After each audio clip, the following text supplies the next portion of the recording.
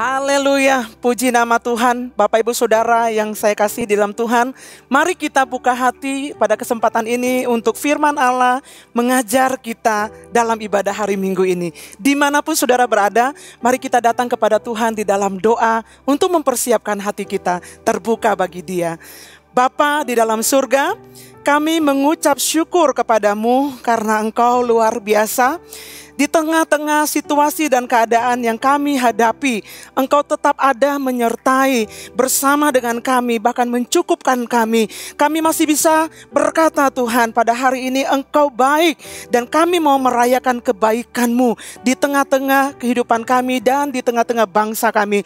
Terpujilah Engkau kekal selamanya. Berbicaralah dan ajar kami ya Tuhan. Pada kesempatan ini, biarlah kami mendengar suara-Mu lebih dari sekedar suara manusia berkata-kata. Roh Kudus akan berbicara di dalam hati kami, membawa kami mengerti kehendak Allah dan panggilan Tuhan di dalam kehidupan kami sebagai orang-orang yang percaya kepada Tuhan Yesus di masa sekarang ini. Terima kasih Tuhan, kami taklukkan pikiran kami, hati kami hanya kepada firman Kristus yang hidup. Dalam nama Yesus kami berdoa dan mengucapkan syukur. Amin. Bapak Ibu Saudara yang terkasih di dalam Tuhan, kita sudah ada di dalam minggu kedua dari bulan Agustus. Tentunya ini satu hal yang sangat luar biasa dan sepanjang bulan kita akan banyak belajar berkenaan dengan Hari Kemerdekaan Republik Indonesia yang kita kasihi. Saudara, pada minggu pertama, Pastor Arif sudah meletakkan sebuah dasar yang sangat luar biasa tentang Aku Cinta Indonesia. Nah, saya coba merefleksi apa yang saya alami ya minggu kemarin sementara saya mendengarkan Pastor berbicara tentang itu. Ya, kondisinya ada sedikit berbeda Bapak Ibu Saudara ya. Karena ketika itu saya masih ada di kepulauan ya dan jauh dari daerah administratif tentunya. Dan kalau ngurusin apa-apa itu susah banget. Terutama berhubungan dengan dokumen ya. Segala sesuatu tidak mudah kalau orang-orang yang ada di kepulauan. Beberapa di antara Bapak Ibu Saudara tahu. Apalagi ada di daerah-daerah terisolasi ya. Sepertinya semuanya dipersulit gitu. Jadi rasa cinta akan Indonesia itu terus terang kurang banget gitu Bapak Ibu Saudara. Nah, sampai saya sekolah Alkitab ya. Dan ini yang saya mau katakan, saya bersyukur untuk seorang mentor ya.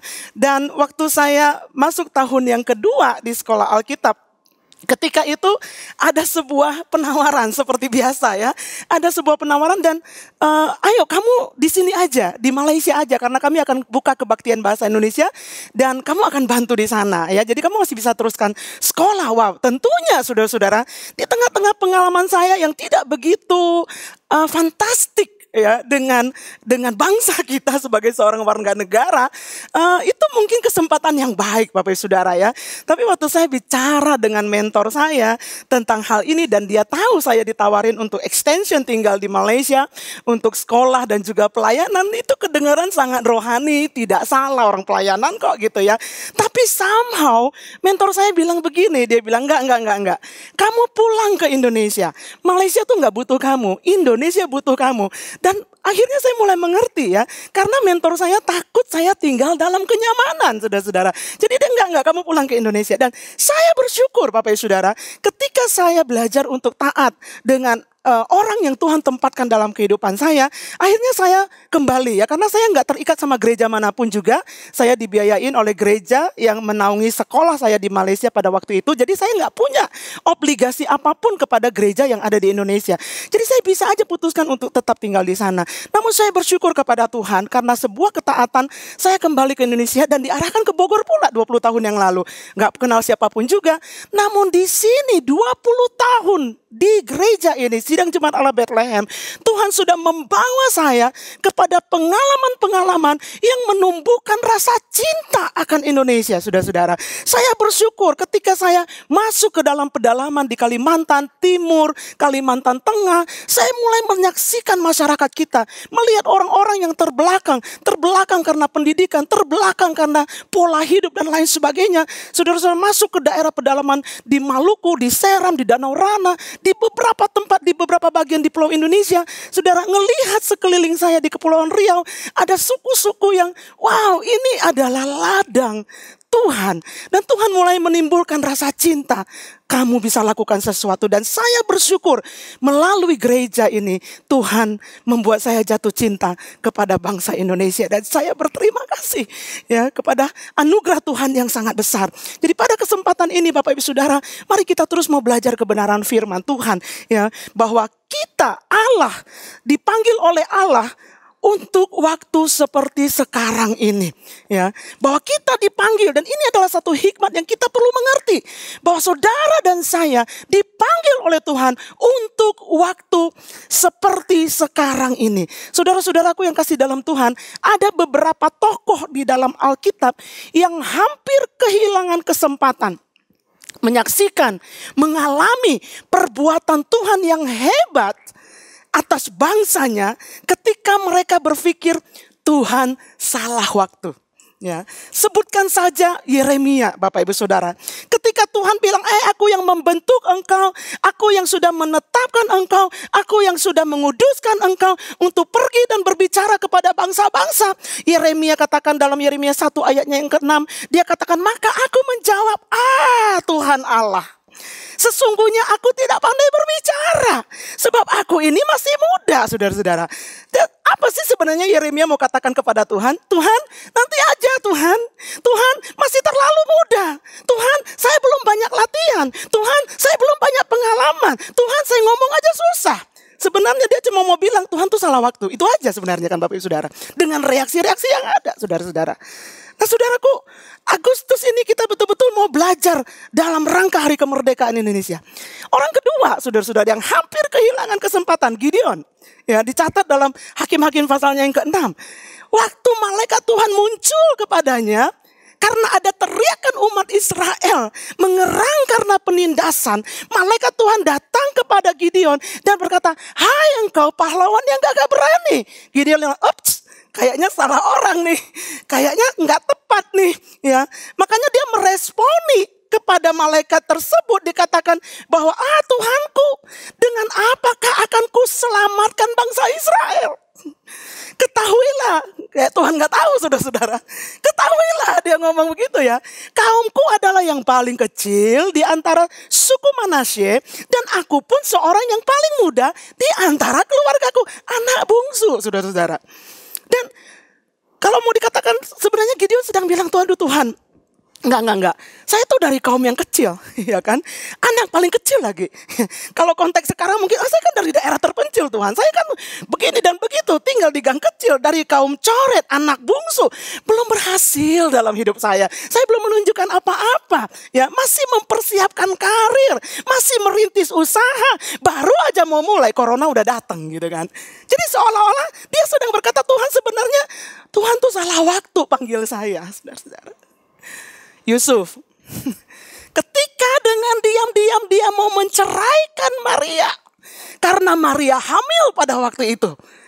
Dia hamil Yesus di dalam kandungannya oleh Rohullah atau Roh Allah, saudara-saudara. Yusuf secara diam-diam mau menceraikan Maria. Kenapa dia lakukan itu? Tuhan, bayi ini datang waktunya nggak tepat. Kami belum menikah. Setiap orang yang menikah kebanyakan mengharapkan bisa punya anak. Yes, kami memang mengharapkan anak satu hari nanti. But it is not now. Bukan sekarang Tuhan. Tuhan salah waktu. Saudara, saudara bisa bayangkan ada begitu banyak di dalam firman Tuhan. Mungkin ini juga saudara dan saya. Tuhan, jangan sekarang dong beritakan Injil. Jangan sekarang dong panggil saya beritakan firman Tuhan. Saya itu masih banyak yang mesti diurusin. Saudara-saudara, saya mau katakan ini, menghidupi panggilan kita untuk waktu seperti sekarang ini akan membawa kita melihat intervensi, rancangan ilahi, dan keselamatan Tuhan atas bangsa dan negara kita. Saudaraku, dalam kesempatan ini kita mau belajar dari seorang tokoh Minggu kemarin kita sudah belajar dari Daud. Tapi pada hari ini saya mau mengajak saudara untuk secara spesifik dalam tema hari ini, bahwa kita dipanggil untuk waktu seperti sekarang ini. Kita mau belajar spirit dari seorang yang sangat luar biasa, yang bergumul dengan panggilan Tuhan dalam kehidupannya. Justru pada saat-saat yang baik buat dirinya, saudara-saudara. Ya, tapi akhirnya dia melihat keselamatan Tuhan turun atas bangsanya secara ajaib, yaitu Ratu Ester. Satu kitab yang kita bisa temukan dalam Perjanjian Lama, tidak terlalu panjang, tapi kitab ini menceritakan seseorang yang dengan penuh keberanian meresponi panggilan Tuhan justru dalam keadaan yang bahaya, dan pada akhirnya menyelamatkan bukan saja dirinya, bukan saja kaumnya, tapi seluruh bangsanya. Saudara-saudara, kalau saudara melihat ya, di Israel itu ada perayaan hari kemerdekaan, biasanya jatuh di bulan Mei, karena hari kemerdekaan Israel sebagai satu bangsa yang diakui oleh PBB itu bulan Mei, ya, bulan Mei tanggal 14 sejak 1948. Tapi di samping perayaan hari kemerdekaan sebagai sebuah negara yang berdaulat, ya, di budaya Israel juga merayakan sebuah hari raya, festival yang sudah dirayakan sejak zaman Ester, yaitu Purim Festival. Perayaan orang-orang Yahudi yang selamat dari pembunuhan pada masa itu, di mana Tuhan mengubah duka cita menjadi sebuah sukacita yang besar. Nah, perayaan ini ada justru karena alasan kitab Ester, ya Bapak Ibu Saudara yang kekasih dalam Tuhan, ya. Nah, mari kita lihat apa yang menjadi pelajaran yang kita bisa ambil dari kitab Ester berhubungan dengan panggilan kita di masa dan waktu seperti sekarang ini. Oke, saudara. Nah, Ester, sebuah kisah yang sangat dramatis, ya. Kitab yang di dalamnya kita tidak menemukan nama Tuhan, namun bisakah disimpulkan bahwa Ester itu nggak percaya kepada Tuhan? Tidak, karena dalam tindakan-tindakannya kita melihat bagaimana dia membawa dirinya dan bangsanya datang mencari Tuhan, ya. Nah, siapa Ester yang sesungguhnya? Ester secara ringkas adalah seorang yatim piatu Yahudi, ya, yang dibesarkan oleh sepupunya, yaitu Mordekai pada waktu itu, ya, yang berasal dari suku Benyamin, ya. Dan suatu ketika raja mencari wanita perawan muda untuk menggantikan ratu, karena ratu membuat kesalahan, jadi kedudukannya harus digantikan. Itu konsekuensi dari kesalahan ratu pada waktu itu. Dan diadakanlah kontes pemilihan ratu untuk Raja Ahasiweros, Raja Persia, ya Bapak Ibu Saudara. Dan di situ Ester diikutsertakan oleh Mordekai, karena Mordekai hidup di lingkungan istana pada waktu itu, ya. Dan masuklah Ester, dan singkat cerita Ester menang, ya, dan dia menjadi favorit raja, ya. Langsung kehidupannya berubah, saudara-saudara. Dari seorang yatim piatu yang numpang di rumah orang, dia tiba-tiba berubah menjadi ratu yang tinggal di dalam istana yang megah dengan semua kenyamanan yang ada, saudara-saudara. Jadi dari hidup numpang dia pindah ke istana. Ester hidup dalam kenyamanan sebagai ratu Persia.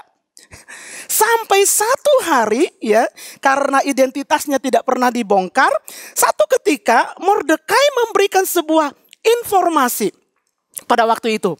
Akan ada pembunuhan bangsa Yahudi yang ada di kerajaan tersebut, ya.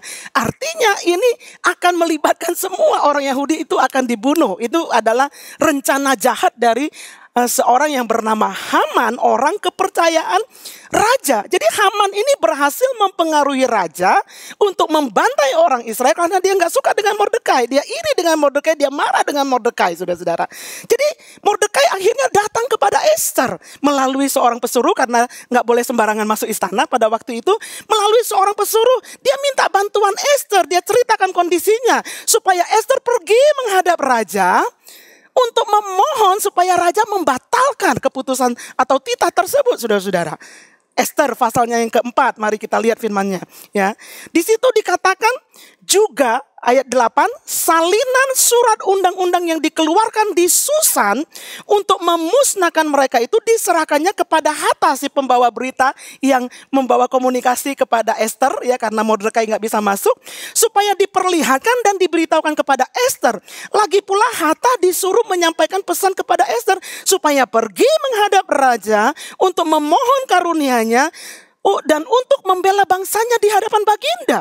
Ya, akan tetapi Esther menyuruh Hatta memberitahukan kepada Mordekai, semua pegawai raja serta penduduk daerah-daerah kerajaan mengetahui bahwa bagi setiap laki-laki atau perempuan yang menetap menghadap raja di pelataran dalam dengan tiada dipanggil, hanya berlaku satu undang-undang, yaitu hukuman mati. Ya, hanya orang yang kepadanya raja mengulurkan tongkat emas yang akan tetap hidup. Dan aku, kata Esther, selama 30 hari ini tidak dipanggil menghadap raja.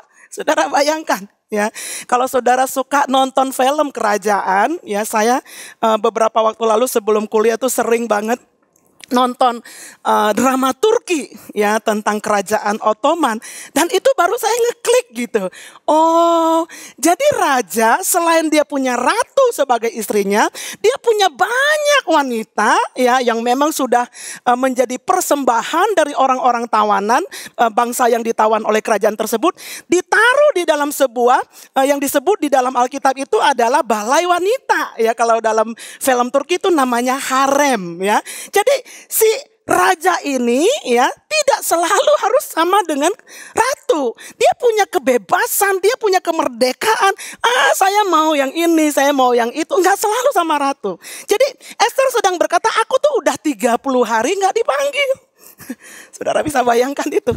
Nah, saya mau mengajak saudara, mari kita coba pakai sepatu Esther pada kesempatan ini untuk bisa membayangkan kondisi yang sedang terjadi pada waktu itu. Pengumuman raja tentang izin pembunuhan orang-orang Yahudi telah menimbulkan begitu banyak keresahan, menimbulkan begitu banyak ketakutan, ya. Kondisi yang serius, kondisi yang mendesak, undang-undang dan titah sudah dikeluarkan. Kondisi yang tidak pasti apakah akan ada hari esok. Ya, jangan-jangan tidur besok nggak bangun lagi karena udah mati, ya. Kondisi bukan saja membahayakan yang ada di luar istana, tetapi yang di dalam istana juga, ya. Kapan saja, di mana saja mereka bisa dibunuh. Tidak ada keamanan di tempat bahkan yang tersembunyi sekalipun, saudara-saudara. Setiap orang Yahudi tidak bisa lepas dari sebuah jerat yang dipasang oleh musuh. Dan ini kedengarannya seperti kondisi yang kita sedang hadapi di masa pandemi ini. Keluar rumah salah, enggak keluar rumah juga jangan pikir enggak kena corona. Ya kan? Kerja salah, enggak kerja apalagi salah. Ya. Jadi semuanya serba tidak pasti, saudara-saudara. Namun Mordekai membawa suara Tuhan, ya. Sama seperti ada suara Tuhan hari-hari ini melalui firman Allah yang kita dengar, yang kita baca, yang kita renungkan, saudara-saudara. Firman Tuhan dibawa oleh Mordekai. Mordekai katakan, akan ada pertolongan, akan ada keselamatan. Itu firman Tuhan buat kita semua. Akan ada pertolongan, akan ada keselamatan buat bangsa kita. Tapi kita perlu melakukan bagian kita. Kita perlu rapatkan barisan sebagai keluarga, sebagai tubuh Kristus, sebagai satu bangsa. Minggu kemarin Pastor Arif sudah nyatakan itu. Mari kita dukung program vaksinasi. Mari kita dukung program pakai masker. Mari kita dukung dengan semua arahan-arahan yang sudah diberikan sebagai bagian yang kita akan lakukan di tengah-tengah situasi seperti ini, saudara-saudara. Nah, ayatnya yang ke-12. Ketika disampaikan orang perkataan Esther itu kepada Mordekai bahwa aku tuh udah 30 hari gak dipanggil. Aku masuk ada kemungkinan aku mati karena udah gak dipanggil. Jadi raja gak panggil ada beberapa kemungkinan, ya. Kemungkinan walaupun Esther pernah jadi favorit, 30 hari gak dipanggil. Jangan-jangan raja sudah beralih kepada yang lain. Udah bukan favorit lagi, saudara-saudara. Atau mungkin rajanya sibuk dan lain sebagainya. Jadi ketika disampaikan orang perkataan Esther itu kepada Mordekai, maka Mordekai menyuruh menyampaikan jawab ini kepada Esther. Jangan kira karena engkau di dalam istana raja, hanya engkau yang akan terluput dari antara semua orang Yahudi. Jangan kira. Sebab sekalipun engkau pada saat ini berdiam diri saja, bagi orang Yahudi akan timbul juga pertolongan dan kelepasan dari pihak lain, dan engkau dengan kaum keluargamu akan binasa. Siapa tahu, dan ini yang menjadi highlight kita. Mungkin justru untuk saat seperti ini engkau beroleh kedudukan sebagai ratu. Nah, saudara-saudara, Mordekai mengingatkan Ester, siapa tahu mungkin justru untuk saat ini, saat seperti ini engkau memperoleh kedudukan sebagai ratu, tinggal di dalam kerajaan, dekat sama raja, menjadi favorit raja, justru untuk saat seperti sekarang ini. Dan firman Tuhan ini yang datang kepada saudara dan saya pada kesempatan ini, bahwa justru untuk saat seperti sekarang inilah saudara dan saya diselamatkan, saudara dan saya dipanggil. Justru dalam keadaan seperti inilah kita ada dalam posisi di dalam kerajaan sorga, kerajaan yang penuh dengan otoritas rohani. So, we need to do something. Kita harus melakukan sesuatu. Jangan overwhelmed dengan kenyamanan. Atau sebaliknya, jangan overwhelmed dengan berita-berita dan keadaan yang tidak menyenangkan. Panik, kewalahan. Ya. Saudara, jangan rasa nyaman di tempat yang kita pikir aman. Hari-hari ini tidak ada kepastian, saudara-saudara. Hari-hari ini hanya janji Tuhan yang kita bisa pegang. Hari-hari ini ada begitu banyak perubahan-perubahan, tapi biarlah hati kita tetap terarah kepada janji Tuhan. Ada kepastian, pasti ada keselamatan, pasti ada pertolongan bagi hidup saudara dan saya. Kita perlu hidup berjaga-jaga, tidak terperangkap dengan kondisi nyaman. Keadaan aman tidak boleh membuat kita lengah. Sebaliknya, keadaan panik juga tidak boleh membuat kita kewalahan.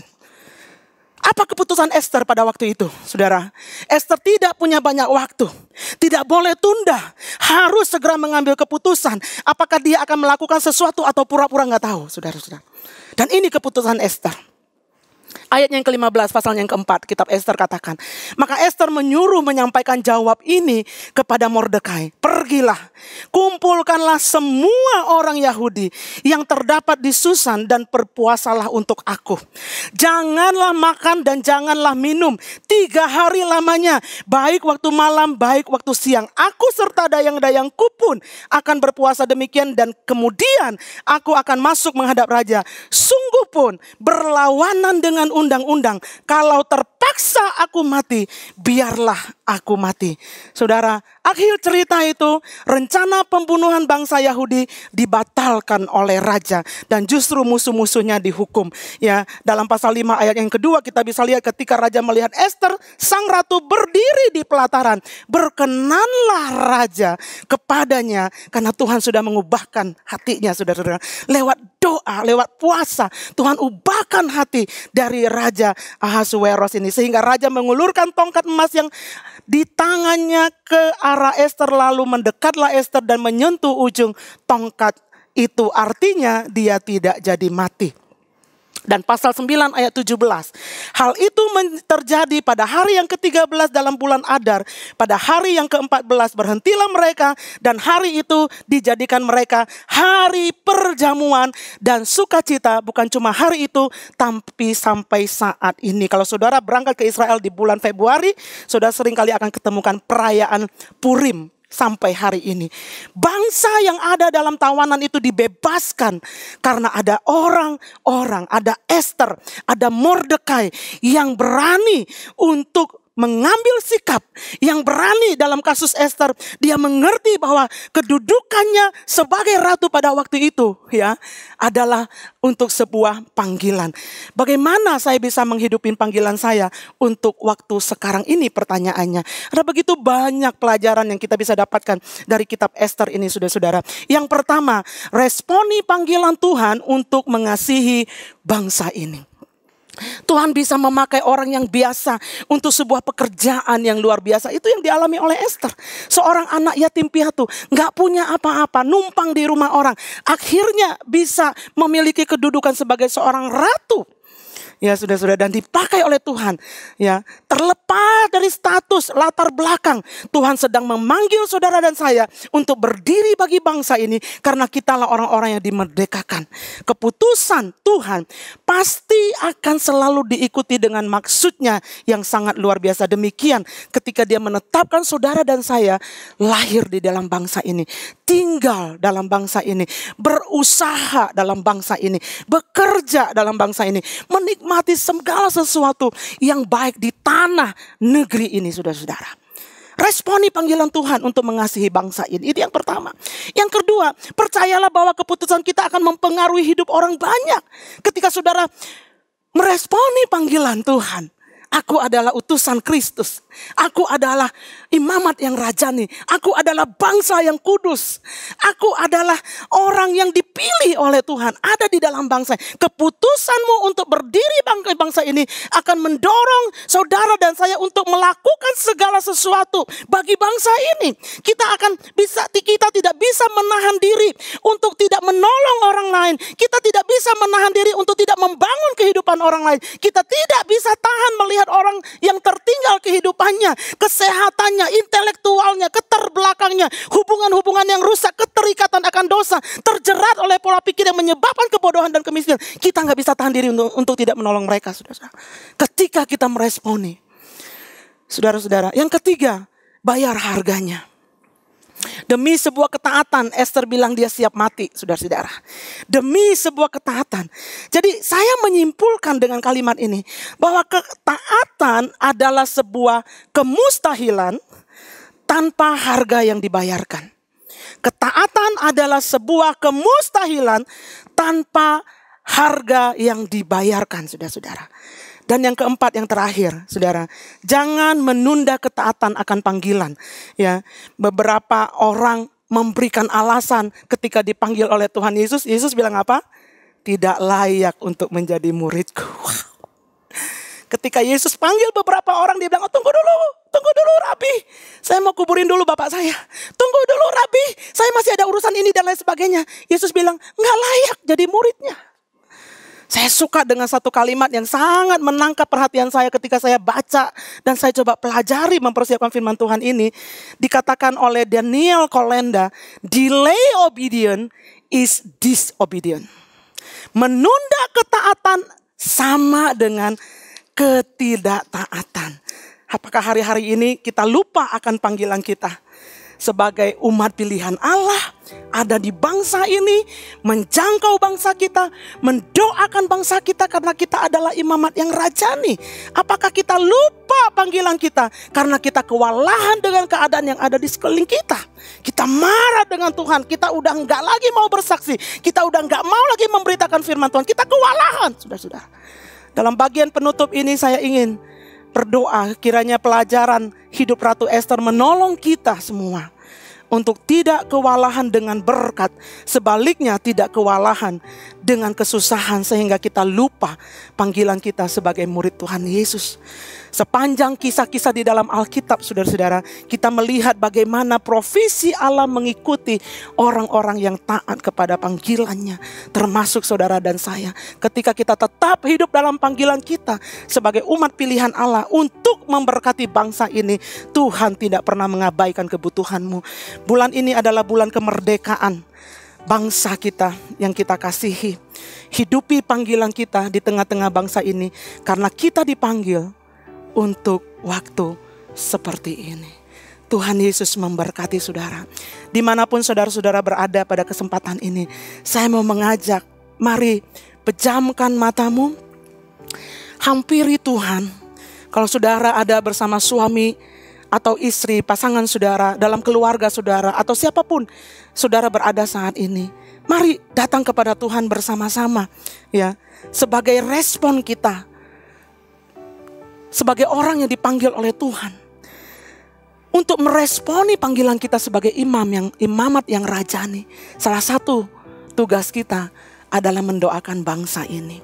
Saya mau mengajak saudara-saudara, firman Allah mengatakan, ya, minggu kemarin Pastor Arif juga menyampaikan, apakah Alkitabiah menjadi warga negara yang baik?